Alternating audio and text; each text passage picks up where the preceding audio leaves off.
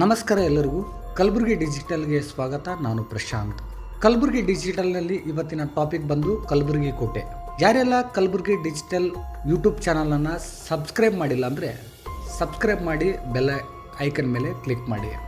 Karnataka Muslim ವಾಸ್ತುಶಿಲ್ಪ ಕಲೆಯ ಪೈಕಿ 1347ರಲ್ಲಿ ನಿರ್ಮಿಸಲಾದ ಅತ್ಯಂತ ಸುಂದರ ನಿರ್ಮಾಣವೇ ಈ ಕಲಬುರಗಿ ಕೋಟೆ. ಈ ಕೋಟೆಯನ್ನು ಮೂಲತಃ ವರಂಗಲ್ ಕಾಕತೀಯರ ರಾಜ ಗುಲ್ಚನ್ ನಿರ್ಮಿಸಿದ. ಬಹುಮನಿ ಅರಸರು ದೆಹಲಿ ಸುಲ್ತಾನರೊಂದಿಗಿನ ಸಂಬಂಧವನ್ನು ಕಳಚಿಕೊಂಡ ನಂತರ ಈ ಕೋಟೆಯ ವಾಸ್ತುಶಿಲ್ಪವನ್ನು ನವೀಕರಿಸಿದರು ಹಾಗೂ ಕೋಟೆಯನ್ನು ಭದ್ರಪಡಿಸಿದರು ಎಂಬುದು ಇತಿಹಾಸವಿದೆ.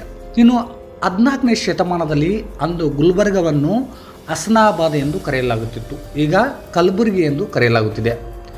ಕೋಟೆ ಪ್ರವೇಶಕ್ಕೆ ಒಂದೇ ಒಂದು ದ್ವಾರವಿದೆ. ಕೋಟೆಯ ಸುತ್ತಲೂ ಭದ್ರತೆಗಾಗಿ ನೀರಿನ ಕಂದಕವಿದೆ. ಕೋಟೆಯ ಗೋಡೆ ತಲುಪಬೇಕಾದರೆ ಮೊದಲು ವೈರಿಗಳು ನೀರಿನಲ್ಲಿ ಇಳಿದು ಈಜಿ ತಲುಪುವ ಸಾಹಸ ಮಾಡಬೇಕಾಗುತ್ತಿತ್ತು. ಹೀಗಾಗಿ ಕೋಟೆ ಪ್ರವೇಶ ಸುಲಭದ ಮಾತಾಗಿರಲಿಲ್ಲ ಆಗ. ಇನ್ನು ಕೋಟೆಯಲ್ಲಿ ವಿವಿಧೆಡೆ ಎತ್ತರದ ಸ್ಥಳದಲ್ಲಿ ಇಟ್ಟ ಸುಮಾರು 26 ತೋಪುಗಳಿವೆ.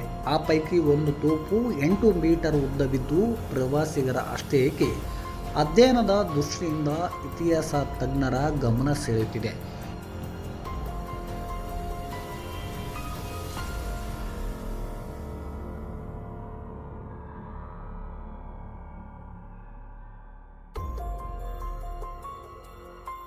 ಇನ್ನು ಕೋಟೆಯೊಳಗಿನ ಜಾಮಿಯಾ ಮಸೀದಿ ಇದ್ದು ಇಲ್ಲಿ ಸುಮಾರು 6000 ಜನರು ಒಟ್ಟಿಗೆ ನಮಾಜು ಮಾಡಬಹುದಷ್ಟು ವಿಶಾಲವಾಗಿದೆ.